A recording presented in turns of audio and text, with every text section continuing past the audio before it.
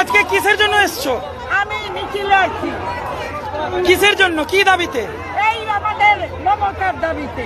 কি কি নির্দোষী, সে নির্দোষী মমতা, কোনো দোষ নাই, কোনোদিন দোষ করে নাই, সেই মমতাকে দোষে ফেলছে। কারা ফেলছে? তিলোত্তমার বলো, তিলোত্তমার হ্যাঁ, আর্থিকর কাণ্ডের জন্য নির্দোষী বাবা। আমরা তো বুড়া হয়ে গেলাম, তখন আমাদের সামনে মুক্তি হচ্ছে। বিধবা ভাতা, লক্ষ্মী ভান্ডার, সাইকেল আমারে ভালো করছে বাবা, সেই মামাকে এখন খারাপ করে শোনো না।